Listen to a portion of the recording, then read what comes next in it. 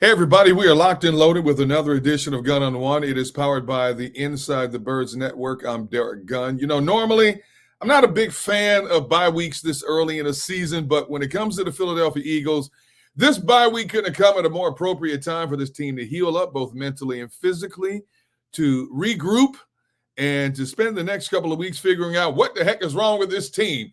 Now, to get some answers, I brought in not just an Eagles reporter, but one of the best Eagles reporters in this region. He's a longtime friend and colleague, Tim McManus of ESPN.com. He's covered the Birds forever. You can follow him on Tim_McManus on Twitter, X, whatever you call it nowadays. T-Mac, how you doing, my brother? I'm good, D. I feel like I need the bye already, man. I'm not even playing in these games. You got three out of the four were road trips. Start off with Brazil. That was no picnic. You go to New Orleans and then Tampa Bay. After that, my wife's already mad at me. Like, that doesn't usually happen in December. What's happening here?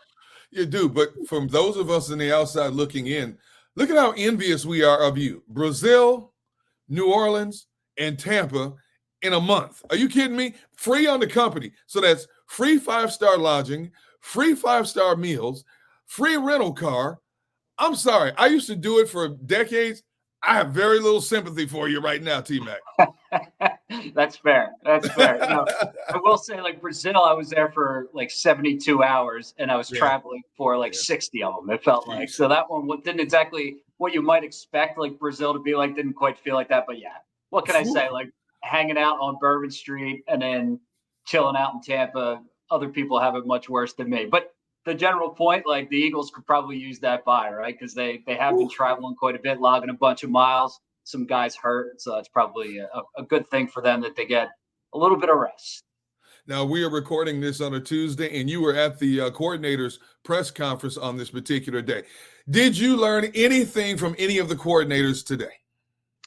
Vic Fangio shoots us straight, so that's you can always find a little something from him. One thing that he did say is that he thinks Sidney Brown is going to be activated, like his practice window is going to be activated when they come back. Good. So it seems like he's on pace to contribute here in some form or fashion before long, and that Cooper DeJean is pretty close to assuming the starting nickel spot. It sounds like she would take away from Avonte Maddox. He said that he's kind of, he didn't give an exact timeline, but it sounded like he's trending towards that direction. So a little bit from Vic. The other guys, not quite as much. Like, offensive coordinators, usually when they have an offensive-minded head coach, are usually pretty hesitant to give anything anyway, and Moore is playing that role to a T with us, D-Gun. Hey, Tim, how could a team that plays such inspired football down in New Orleans play so uninspired in Tampa Bay? And I don't want to hear about the heat. Everybody has a play in heat, cold, rain, sleet, snow. What the heck is going on with this team, man? Defensively, like, the concern I had going in was, did they empty their bucket in New Orleans? Like, if you were in that locker room afterwards, you could feel the emotion that was coming up from a lot of those guys. C.J. Gardner-Johnson being the most obvious one. He had just come back to New Orleans. It's his former team, and he left obviously everything out there. Jalen Carter is another one. He played inspired football, and man, when he is revved up, he can be one of the best in the entire league at any position defensively. Like, he just crushes souls. But think about what happened the week before. He had gotten benched for the start of the Atlanta game because he had missed a team meeting. So he had that fire lit under him. But he just hasn't been able to sustain that fire over time, at least not yet in his young career. And so I felt like just the general play sort of fell off. And then, like, Tampa has been kind of a horror show for this team in recent seasons, whether you're talking about the quarterback or you're talking about the defense, but it felt eerily similar to last year, which we know was the site of, like, the final piece of the collapse, where the defense just didn't look like they could stop anybody. One thing we did learn from Fangio is that they had recorded 15 missed tackles by the Eagles assessment. The defense did. Unbelievable. The quarterback was just out of sorts without his top guys, just still can't figure out Todd Bowles. And I think a lot of people walked away feeling like, is this kind of the same show that we went through last year? Because certainly it was a similar result from what they saw when the Eagles were down there in January.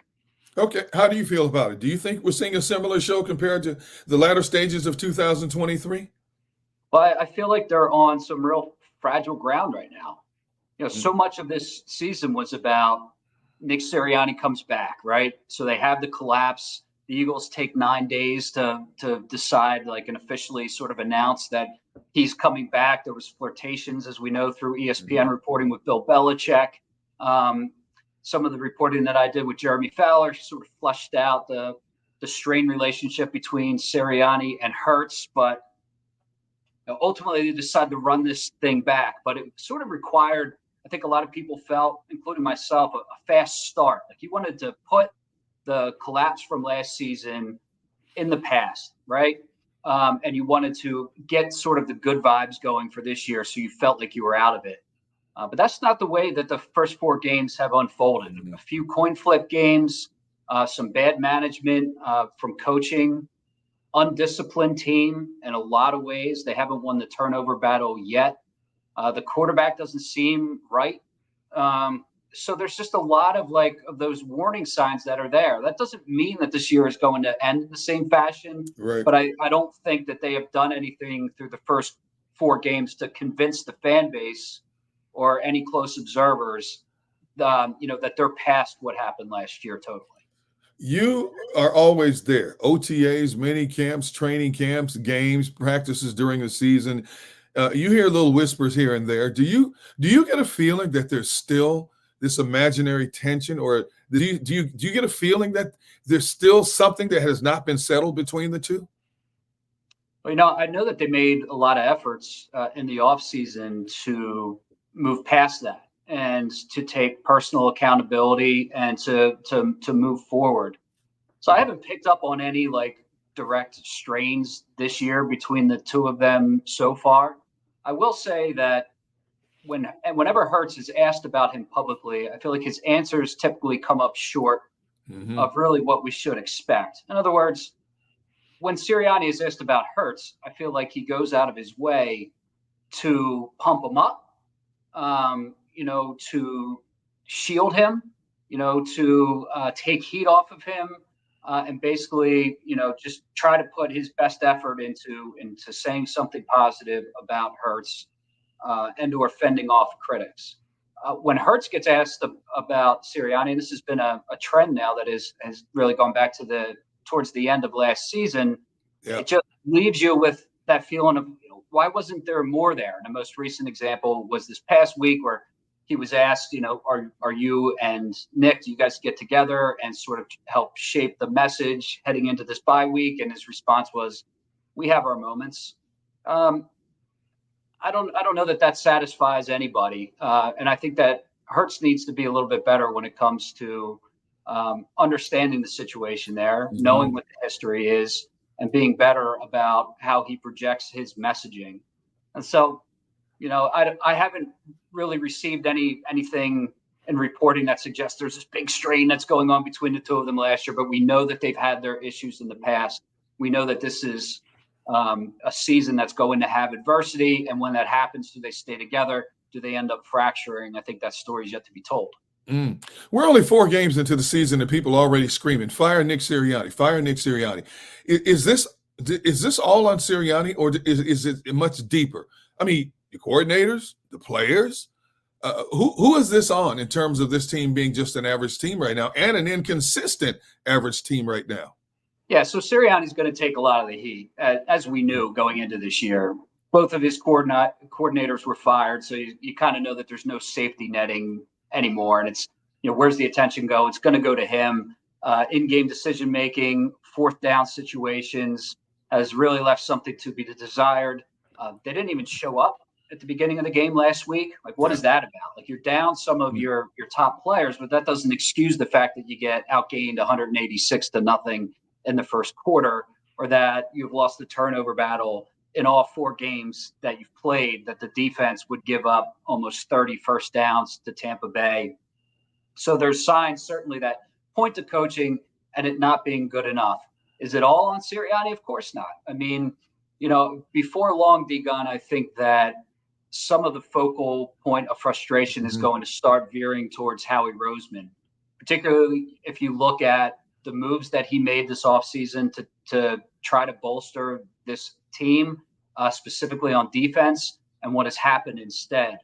Namely, it's like Hassan Reddick, so you end up trading him. Fletcher Cox retires. You bring in Bryce Huff, thinking that he's going to be a guy that can help fill in the sack totals for Reddick, and he's been blanked through 4 games. You thought he was going to be a 3-down player. He hasn't been able to come anywhere close to that. He's been a liability against the run. He's now reverting back into a pass rush specialist that, at least to this point, hasn't been a very effective one.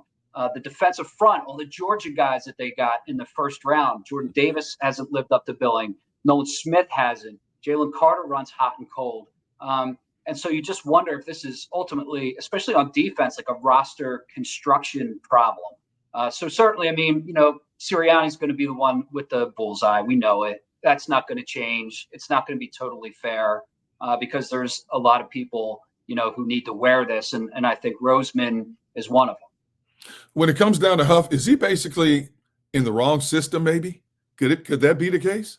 Maybe. I talked to Brandon Graham pretty recently, and he was saying, like, I know what Huff's going through because I, too, have, switched from one system to another. And I know what that's like. Like, there's going to be rough patches. I don't know that anybody envisioned it being this rough, through essentially a quarter of the season.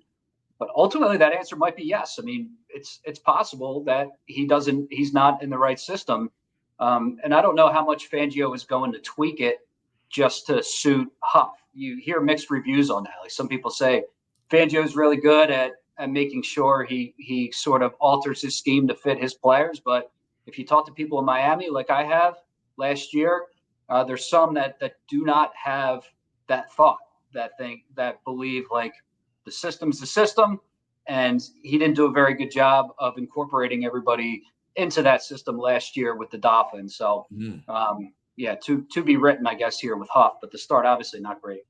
I can't figure out Jalen Hurts at all. After Sunday's game, he said, "I need to play better," and he said that time and time again.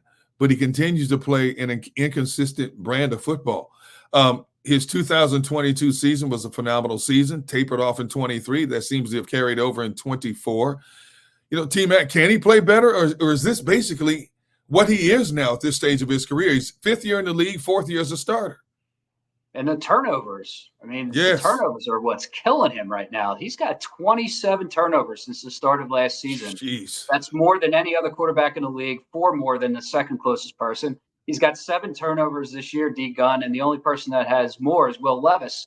And anybody that's seen what he's been doing knows that for Hurts to be right next to him is not a good sign at all. And I've been thinking about this in the early portion of this week quite a bit. So when we watched him during training camp, he threw just 1 interception all summer, right? I don't want to hear it. I don't want to hear about that. Highly documented, right? He got one interception all summer. And so, of course, that stuff gets blown out of proportion. But what he was doing during training camp stands in contrast to what he's been doing in games so far this year. And by that I mean is that under Kellen Moore, he was running really basically like a quick-paced, fast throw, a lot of quick game to the receiver. So he's, and he's even used the term point guard. So he just drops back, identifies short to intermediate throw. It's out. It's in the playmaker's hands. Boom. You got A.J. Brown, you got Devontae Smith, you got Dallas Goedert, you got Saquon Barkley, all good. You drop back, you deliver, you let your playmakers play. Kellen Moore had talked about, you want the ball out in under 2 seconds. Do you know that he ranks 32nd in the league so far in time before throw with 3.1 seconds on average?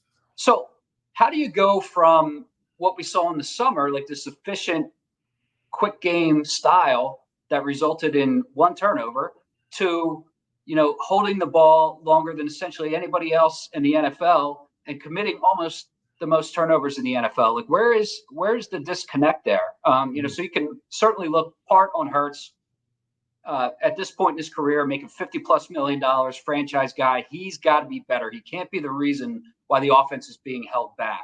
And the coaches have to figure out a way to get back to what we saw during the summer. Start running that point guard style a little more. That'll alleviate a lot of pressure off of him. Number one, training camps are overrated. I've always said that. Yeah. People get jacked up and hyped about spectacular catches and blitzes and tackles and in training camp. And I always say, you know what, pump the brakes.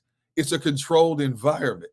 That's a big difference compared to when the bullets start flying for real. Wait, you've seen tackles in training camp? You must be going to different teams' training camps then. Okay, I may have misspoken. They don't tackle here, D-Gun. Jalen is one of these guys to me. If you were playing poker against him, you would never know whether he has a good hand or a bad hand. He's so even keeled. But you know what, Tim? At some point, he hears the outside noise. This stuff has got to be getting to him. He seems like a cool, calm customer on the sideline, whether things are going good or bad. His demeanor never changes. When he steps to the podium, whether he wins or loses, demeanor never changes. Voice inflection never changes. But at some point, the pressure of number one, the big contract, the magnitude of playing in one of the biggest football markets in America, and number three, a very passionate, critical market, that stuff has to weigh on you after a while, doesn't it? No doubt. And, through some of my reporting, there's people around him who believe that the contract did affect him last year. There's and it's not just the contract, but it's this influx of attention and fame and requests. And, you're trying to sort of navigate all of that for the first time. And he was all of 25 years old, something that we forget about him because just essentially of the way that he carries himself, it doesn't carry himself like a 25-year-old guy, just so mature in so many ways, but he is still young. And I think that he was dealing with a lot of that stuff early on. Maybe he was trying to do too much. There's certainly people who thought that at times he was trying to play hero ball last year. So I think that it can be a lot. And he's somebody that's so singularly focused on football that, this feels like 99% of the time, like this is it. This is where his mind is. And you have to be able to handle all that pressure and do the heavy workload that he has while also, lifting your head up and being the leader of this team. And there have been some responses, from players this year that suggest he has made strides in that area, like as a leader for this team, like when he was the one that spoke after the Atlanta loss. Right. No coaches spoke. It was Hurts that took it. When you hear Barkley say, like, this is the most poised guy that I've ever been around in my entire life, you understand that there's some good that's going on there with Hurts. He's getting better against the blitz. He entered this week with a completion rate of north of 70%. So there are areas of growth, but obviously, the turnovers are biting him, man. And he's got to find a way to get out of that stuff. Don't try to do too much in the moment all the time, which I think this turnover this last week against the Bucs, a good example of that. Go back to this game against Tampa Bay. How shocked were you that Saquon only had 2 touches in the first 3 series for this team? Yeah, I mean, I understand. I asked Sirianni about that post game, and I understand the rationale to a certain extent. Like, we only had 9 plays, and until you start getting flowing with first downs, then you can't really establish the run. But I think the expectation should have been as soon as you get off the bus, you're running Saquon Barkley. Yep. You were down Lane Johnson, you were down AJ Brown and Devontae Smith, and really to take the load off of your defense and to protect yourself from the fact that you didn't have your skill position players there, that you just let Barkley go. And it's not like a traditional running system where it's like 3 yards in a cloud of dust. Like, that's not the kind of archaic ground game we're talking about. We're talking about a guy that's generated 4 explosive plays on his own on the ground this year, who's got, 6 yards per carry, D-Gun, and who ranks in the top 5 in rushing yards through the first 4 weeks. Like, this is an explosive player that you could have leaned on. And I thought that it was a pretty significant hole in the game plan that they didn't get him rushing early. 2 rushes in the first 3 series, you blink and you're down 24-0. Jeez. You go back and look at their last 3 games. Offensively, they've been held to 21, 15, and 16 points.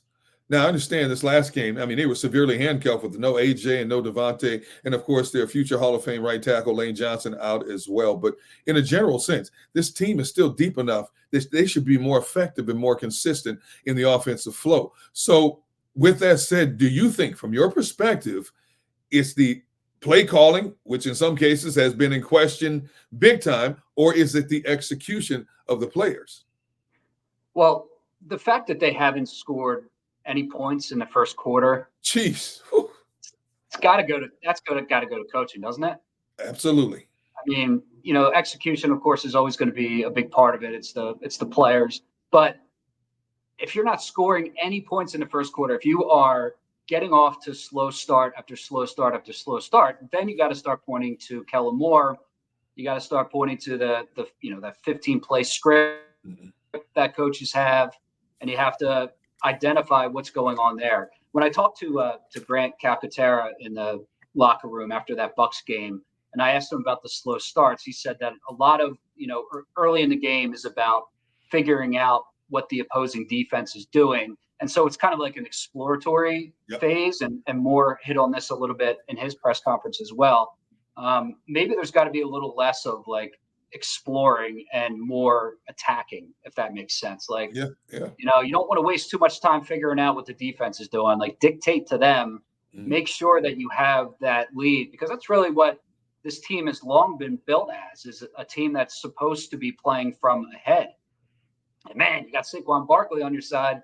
If you're playing from ahead, you got something really good. Like there's a formula to be had for this team to rattle off some wins if they can get up on opponents early. They need to. So that's going to be a major point of focus for the coaching staff during this bye week. Sirianni has said as much. Sirianni said after this game that, we're going to go back and look at certain things about our tackling on defense.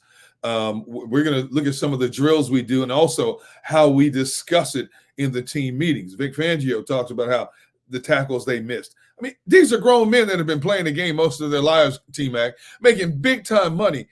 How do you have to go back to the basic drawing board of teaching these guys how to tackle? And how much can you accomplish by talking about tackling? Exactly. Isn't that something that you need to do? It goes back to what I was suggesting earlier. It's like they don't tackle during the off season. They don't really play their guys during the preseason, and that's long been a point. And the Eagles push back and like, we start out 1-0 all the time, and we were 5-0, and we were 10-1, and all that kind of stuff, which is true. But technique wise, fundamentally, they're not a good defense right now, and tackling is such a big part. 15 missed tackles against the Bucs. The Bucs are a decent offense, but come on, you can't have that. And C.J. Johnson's been a problem with that. Going back to the Roseman signings, like he's had some good moments. He's brought some energy and that kind of swagger that you want, but man, he's also had some missed tackles in the open field that have really cost this team. There's been some bad angles out there from a number of guys. And so, like, you want to give them some leeway to adjusting to a new system on both sides of the ball. That, implementing a new scheme is going to come with some rough patches, but I think we're past that point now. And while I guess it's good that they're talking about, like, there's going to be a new drill in practice, does that give me confidence that it's going to get fixed that way? Right. Like, not really.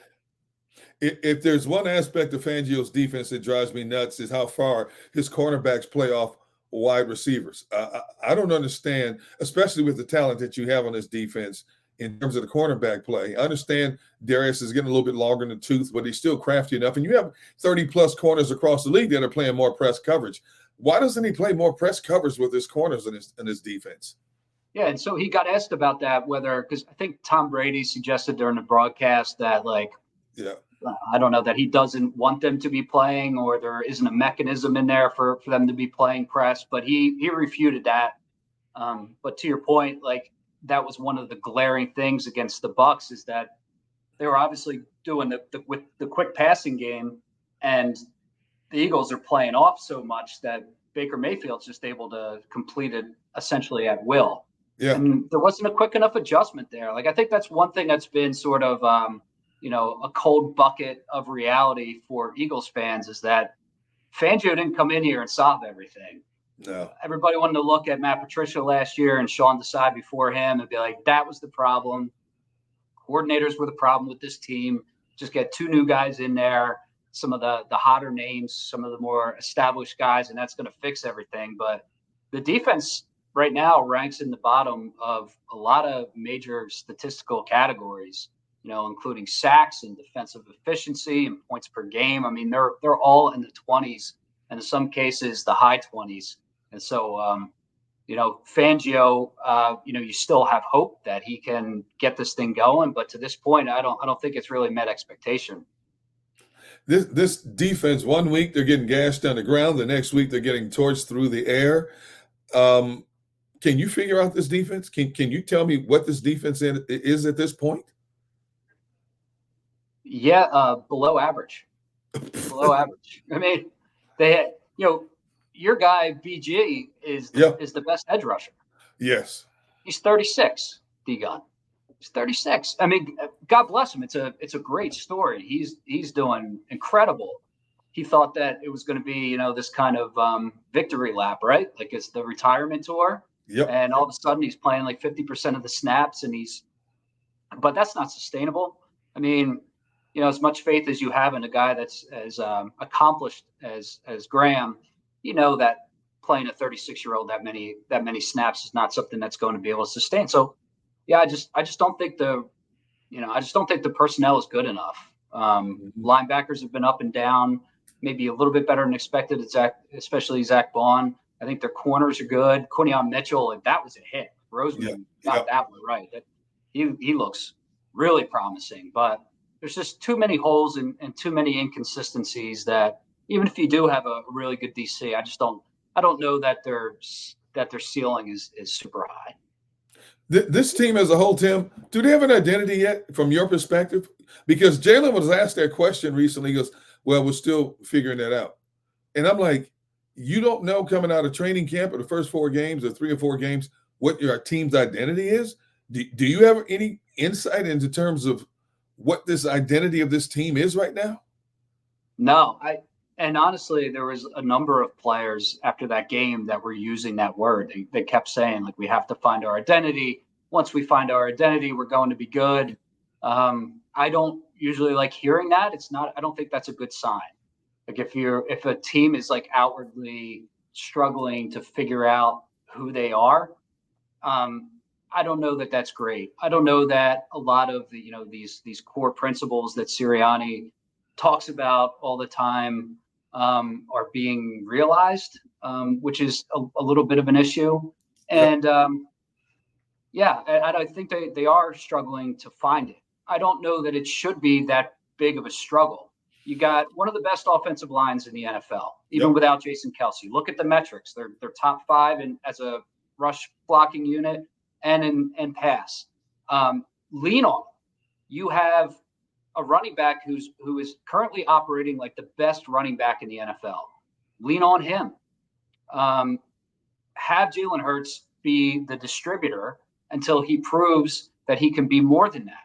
Like that's your identity. And you need to help a defense that clearly isn't as proficient as the offensive side of the ball. So you need to understand those things.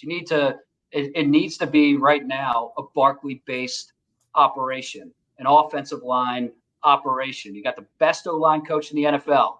He's putting together one of the best offensive line units in the NFL. You got the best running back in the NFL. It's not that hard, man, but you got to commit to it.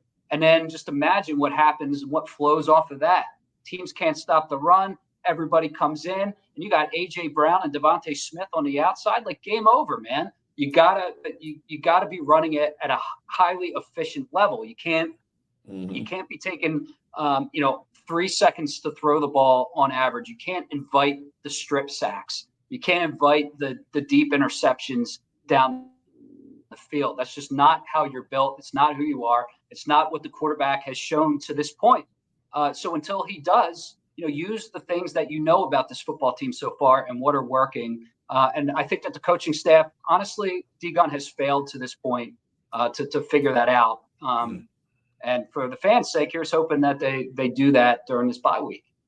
Well, here's something they better figure out what they're going to do with Devin White, because people thought I was crazy when I put out on social media last week. I think it's in their best interest to let him go and to move on. And hey, good luck to you wherever you go. And people responded, well, you need to keep him for depth. He could be a mentor to Nakobe Dean. Dude, this is the biggest mystery on this team, that this guy's a healthy scratch every week. Yeah, especially when you consider during training camp, and I know you don't put any stock in a training camp, but watching every day, they rolled him out with the first team to start every practice. And then the next thing you know, okay, he's got that ankle injury, he doesn't go to Brazil, and then he's inactive, and he doesn't go on this trip to Tampa. And they said it was personal reasons. I don't know anything more than that. Take him at their word, but he hasn't traveled for 2 of the 3 road games. He hasn't been active for any of them. He was on social media apparently during this game, retweeting the strip sack of Hurts, because his boy from the Bucks was the one that took him down. Well, what is going on? So I think to your larger point, like when guys are no longer part of the picture, even if they're good dudes, like it can still alter the chemistry in the locker room. Does that make sense? Like we've been around enough of them, right, D Gunn? Like if you have guys that are not happy with their station, that can have some bad results. Hey, speaking of social media, Darius Slay on Michael Parsons' podcast, that doesn't happen. Hey, man, when we covered this team back in the day, that would never happen with the old Eagles players. What the heck is going on with today's mindset with these players? An Eagle, after a loss, yucking it up with the guy's got to play against 2 times this season? Has the world gone mad? It does take some getting used to, doesn't it? Like a Cowboy and an Eagle. Yeah, it doesn't sit well, I think, with a lot of fans. And neither did Slay's posts right after that game, where about his stats. His stats, yeah. I've been to this many Pro Bowls and have this many PBUs and the whole thing. I think he quickly realized it. Like, these guys are all human. So, I get the frustration. I'm not going to go too crazy about it, but it sort of does go back to the point, like, Sirianni's job is to kind of set the culture and the tone. I don't know. Just the way that the team has operated for some of the year just has left something to be desired from that end. White, I think at this point was probably not happy with what's going on. You have stuff from Slay on social media. There's been like a few instances like that. It's like, I don't know. It just doesn't feel like it's as cleaned up of an operation as you would like it right now. T-Mac, I can't thank you enough for taking a little time to talk to me, man. Always appreciate your insight and your knowledge. And I'll be hitting you up down the road before this season is all said and done, brother, to talk some more Eagles football. Yeah, you know what, D-Gun, I love coming on with you. It's great to be with you. And like this season, one way or another, is just fascinating, isn't it? Like, oh my goodness, yes. This season itself could be a book. No matter what happens, this whole season could be a book. It is a book. I just gave you something. There you go. All right, man. You guys out there, you can follow him on social media at Tim_McManus, one of the best Eagles reporter in the region, working and writing it for ESPN.com. T-Mac, enjoy your bye week, my brother. Thank you, my friend. I'll talk to you soon. All right, and that's going to wrap up this edition of Gun on One. We thank you for hanging out with us. It is powered by the Inside the Birds Network. Until next week, so long, everybody.